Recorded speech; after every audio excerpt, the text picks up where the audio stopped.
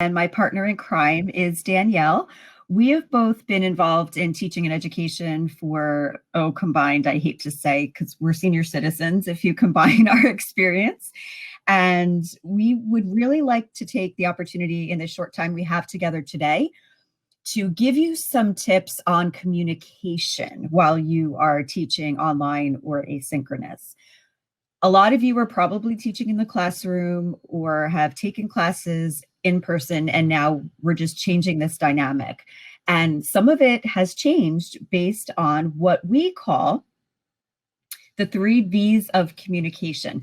If anybody wants to, I don't know who we have on here right now. Does anybody want to type the forum what you think if we have visual communication, vocal communication, and verbal communication? Which ones tend to have the most impact on an audience?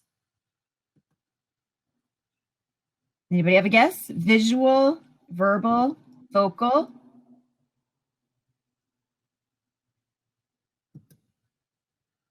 Oh, okay, Luke and everybody's saying visual so far. Yes, you are correct. If we can go to the next slide. Your instincts were correct. You'll see a pretty big differential from what people expect always. So you'll see that generally over 50% of our communication impact is visual. And then about 40%, depending on the study, is how our voices sound. And then 7% is the actual message. So what that means for you as an instructor or as a presenter is that the words you're saying are important. We assume you're content matter experts, but they have to be conveyed in a way, visually and vocally, that get your message across. Is your face, are your hands, are your expressions, is that energy coming out in your voice? So in the short time we have together, we're going to give some really, really quick tips. So if we can get to the next slide, we'll talk about that visual, vocal, verbal, okay? And then the next, and then just another tap. We're going to start with visual because it is the most important impression that people get of you. So we got a little silly with words, but set your setting. Make sure that you feel comfortable where you are if you're teaching online or asynchronously or recording. What does your face look like? Are you having good facial expressions? Can people read what you're trying to get across? Your gestures, all of that. And then your posture, everything that you do in a sit-down presentation has the same impression that people would get in a face-to-face. We just have to adapt it a little bit. So Danielle's going to talk a little bit more about the visual differences that we can ask about. Hello, everyone. Thank you, Regina. I want to first start off by saying thank you all for having me. I'm thrilled to be involved in these discussions about lifelong learning.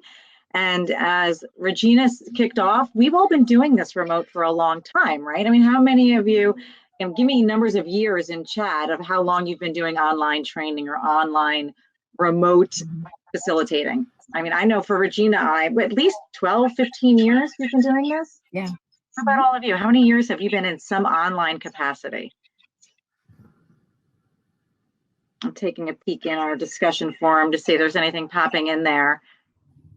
As you're answering, think about this. We've been doing this for a long time. When COVID struck, I don't know about all of you, but I started to think, what can I do different to really create this better connection when it's something I feel like I've been using all the tools, I've been connecting.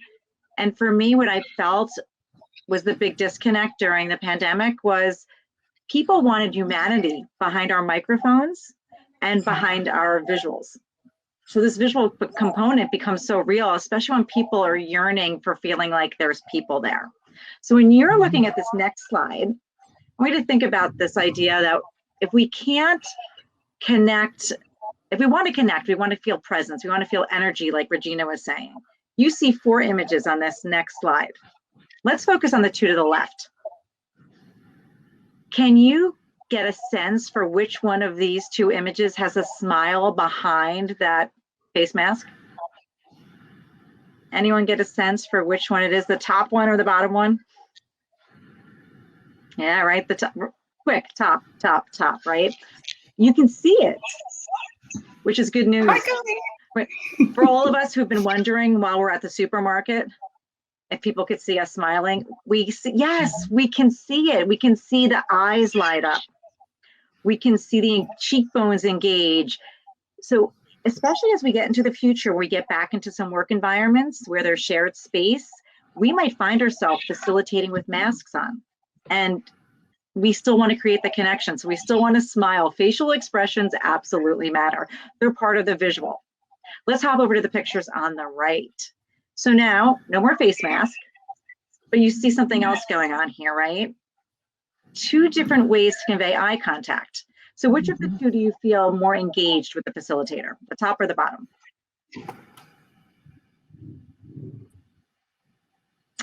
Thinking about connection and presence. Right now we flipped it. It's the bottom, right? And said the bottom. Yeah, it's all the bottom now. Now, the top is very realistic. I mean, how many of us are looking at the screen while we're teaching because we want to see faces or we want to check on our notes? So that's realistic, but we do want to remember to come back up and make sure we're connecting with that webcam, which never feels great, but we can see it looks really good. Right? It looks good to see that eye contact coming through. Let's take a look at another set of 4 pictures of me again on this next slide. So you see 4 different things happening here. Looking at all 4 of these, where do you feel the most engaged visually? 4 different things happening. Very typical things. We've all been in these environments, either sitting back, leaning forward. We have some gestures. We have that top one where I'm reading my notes. So we lower left. Lower left is the big winner. I've used these pictures before.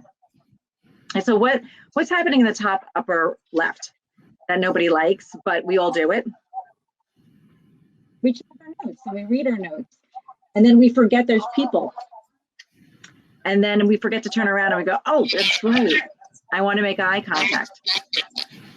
So we want to make sure that we can look at notes by all means, but then we want to remember every so often to come back to our webcam. Okay, over to the right.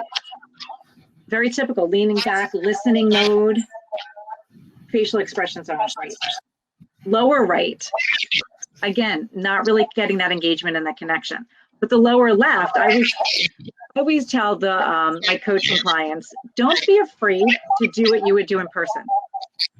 Lean in, be engaged, use some hand gestures. So thank you for participating in that, and thank you for using the discussion forum. I want to switch now that we thought about some visual, and we thought about what people see. I know we didn't talk about it, but pay attention to what's happening behind you too. We want to now switch to another component that was in Regina's pie chart. We want to look at the vocal elements of connecting and communicating. So Regina, back to you. Okay, can we get the next slide, Olivia? Okay, so especially if you are recording your voice over a PowerPoint for an online class, it becomes so much more important, because if you lost that 55% visual, then you really need to make up for it with your voice. So we have 3 tips here: pace and pause, project, and prioritize punch.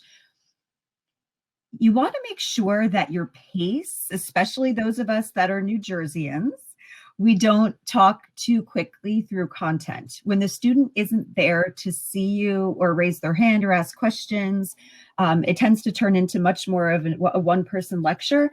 And you want to make sure that your pacing is good enough for the students to really grasp the content. They don't know what you're going to say. You're the subject matter expertise. So really slow it down. And sometimes you have to pause. One thing I learned when we switched all of our classes to online was when you switch a slide and you're recording is to pause for 2 or 3 seconds before you start talking about that slide, because the student is reading it. They're reading it. They're not listening yet. We have to balance those 2 things. So pausing a little bit here and there and pacing out your, I'm talking slower than I really ever want to right now, but it's making a point that we sometimes go too fast when we're the subject matter experts.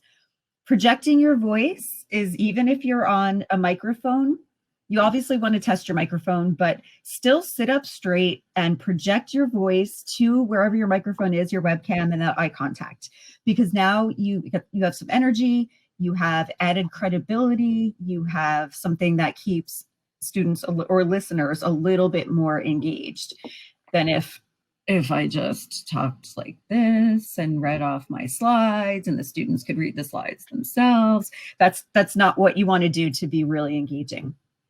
And prioritize and punch is one of the biggest ones. Some of us don't have a lot of natural vocal variety, but if you emphasize key points, you can perk people back up for those key points.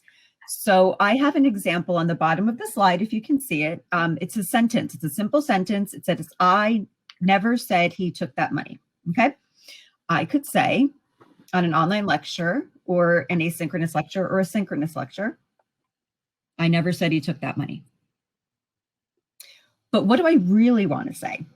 So if anybody wants to jump in on the discussion forum, please feel free, but I'm going to demonstrate how this could be different based on your prioritizing and punching when you're recording lectures. I never said he took that money. What might that mean to you? Again, chat if you like, but I never said he took that money. To me, it means, yep, thank you, Rebecca. Somebody else said it. I can say, I never said he took that money.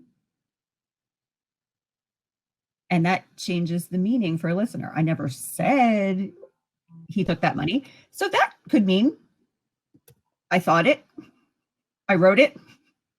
I never said he took that money. That could mean that somebody else took it. I could say he never took that money, which could mean he took other money. And I could say he never took that money, which could mean he took something else. So we really want to think about how we use our voice to emphasize key points that we want our listeners to take away. This could be in online meetings. This could be in teaching situations. This could be in any time that you're communicating. You want to really make sure that you use your voice if you're kind of only half the visual that you would have been in person. And we'll answer any questions that we have about that at the end for sure. So we talked about the visuals. We talked a few tips about the vocals, and then we have a few tips on verbal. And then we'd really like you guys to jump in with specific questions that you might have for best practices. Because like I said, we've done this together for a long time. So we can go to verbal. All right, so the verbal was the tiny piece of the pie, right? And we put so much effort into the verbal because that's the part we're thinking about. What are we going to say? You know, what do we want our students to know? How do we want to put it in order? And then to find out on the pie chart that it gets this little tiny sliver is a little bit disappointing when I first learned about that. But here's the good news. Especially in environments where students are maybe, as Regina said, seeing a piece of you, or they're multitasking a little bit, they're in an environment where there's noise, they might really rely on the words a lot more. So that 7% of the pie might grow more because the other visual and vocal piece, it's not getting quite as much attention. So what do we do with the verbal piece to amp it up a little bit so we create more of that connection and it communicates the message we want it to communicate? And you'll see on this slide, there's a couple tips here. Definitely have a future tone. Have you ever found yourself when you're communicating, and this is whether we're instructing or not, we sometimes we get caught up in what happened. And then when we write about it or even talk about it, we talk about the past. So I'm not happy that this occurred. I need to see a different outcome from this that I saw last time. And all of our communications are wrapped around in what we experienced. Now that makes sense, because we're human and we experience things, but it doesn't always have the same tone as it could have if we instead focused future forward. Instead of what happened that I didn't like, what do I want to happen that would create a better outcome? What is this feedback that I want to give you that I think would improve a situation for you and for me versus what's going to create opportunities for us together in the future? Now, this does take a tiny bit of time to be more strategic in our communications. And we'll look at this example on the bottom in a moment. But once you start doing this, your whole world lights up, because even in your emails and work, you're going to really be thinking, ooh, future forward, it's going to give so much more energy to my message. You'll also see here focused expectations. We're in a rush sometimes, and we're excited about our topic, so we forget to slow down and get a little bit more specific in terms of what exactly are we asking a student or an audience to do, or to think about, or to consider. Have we broken it down so expectations are super clear? And so that this way, feedback feels like true feedback. If you look at the example at the bottom, the top example reads, few of you did the assignment based on the syllabus. So as Regina was just saying, with the vocal, if I said that out loud, I could change the emphasis in different places to really make the tone sound different. In writing, it's going to land just flat. Few of you did the assignment based on the syllabus. The sentence underneath it reads, in contrast, please review the syllabus for assignment expectations. Now, if you're a student and you got one of these messages in your inbox, I mean, which one of the two would be more motivating for you? The bottom one, right? Does anyone like the top one? We don't normally like the word you. It feels a little finger pointing in terms of feedback. A few of you did the assignment versus, hey, let's all pay attention to the syllabus. Now, when we're thinking about this verbal element and this idea of tone, we can use this future forward strategy in a lot of different communications. We can, not just feedback, but if we're even thinking that we need something from someone, and I want to ask you to give me some input or provide something, it's always more positive if I say something about not why I need it because I'm upset about something in the past, but maybe about something it can do for us in the future. About if I can get that report by Friday, we can then do this. Putting the business reason in there for the future. It's motivating. It's really motivating for our audiences to really hear that. And something struck with me from the keynote talk this morning with Richard Casper. I wrote it down so I say it the right way. He said, putting love on people. I don't know if everybody heard that this morning. And I feel like visual, vocal, and verbal, if we pay attention to it, we can put more love on our audiences. And this idea of tone really comes from the verbal. Talking about being more motivating and inspiring, if we try to package messages and we really pay attention to not using the word you, to not calling out few of you did it right versus, hey, moving forward, can we pay attention to the syllabus?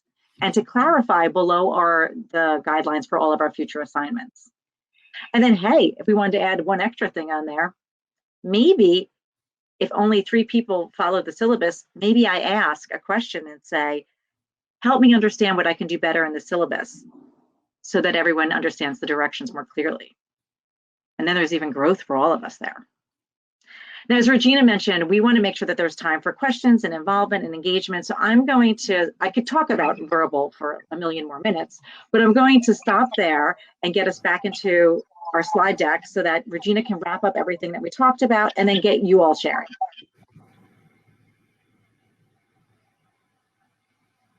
Yep, we have one last slide before we get to our closing slide. So just to summarize, I know we didn't have a lot of time together today, but we want to use your setting, presence, eye contact, gestures, your posture to engage your audience depending on the modality that you are delivering in. And definitely you want to use your voice because we lost half of our visual impact, which is normally over 50%. We really need to use our voices to keep people engaged and to emphasize the key material that you want your audience to learn and remember. Danielle just talked about providing feedback and a future focus. And then the coaching piece of our 3 objectives, which was the end, the connect, communicate, coach, was that if you model your behavior that you want your audiences to have, it's so much easier to back. I don't know how much of you and anyone can join in on the forum, but I don't know if I know instructors are struggling nonstop with students just refusing to turn on their cameras, and you can't read any feedback in that room. per se, and you just don't know what's going on. You don't know if they're getting it or not. And that's something that, and we're all working on it. It's hard to get people to turn on their cameras if they don't want to. I don't know if anybody has examples that they want to share and we can help with, but when you can't read the room, it's tough. So maybe you do need to ask more questions, like Danielle said. I think questions are an underused communication skill technique. So asking them, was that clear? Did that come through? Did you get, what I was asking? Was that syllabus assignment as clear as it could have been? If you model those behaviors, then your audiences will be more likely to model them too. So what we really like, we left, wow, exactly 4 minutes. We're aiming for 5, we're pretty good. I want to hear some questions. Danielle wants to answer some questions. What are you thinking about based on this? And Regina, not to interrupt you, I did see a question come in when I wrapped up about an example for the tone. I think we answered it, but let me know in the chat if there's another question about the verbal tone example.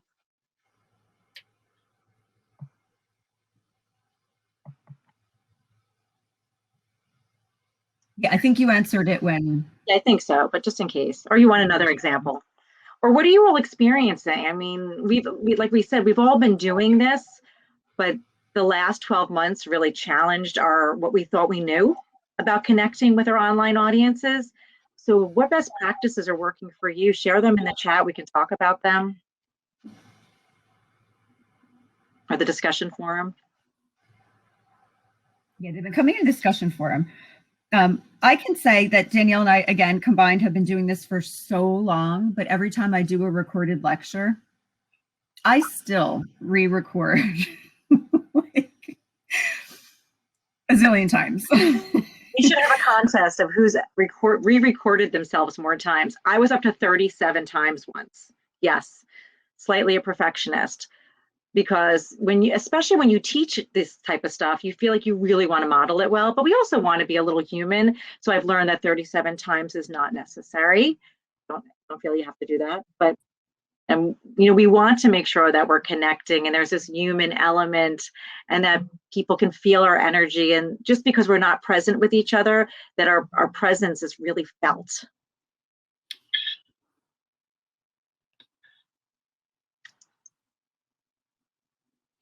One other I'm just sharing tips that I learned along the way too. If your webcam, if you're not comfortable, like I am always compelled to look at the person speaking, which means I'm going down and not looking at the webcam. If I have notes, I have created a spot for myself. I would flip my computer and show you my office right now, but I've created a space to tape up notes so that if I need it, I can look at them up instead of down or to the side. And that's really made a big difference. I don't always need notes, but when I do, that's really helped. So that's another tip that might help for when you're on camera. That's a really great point.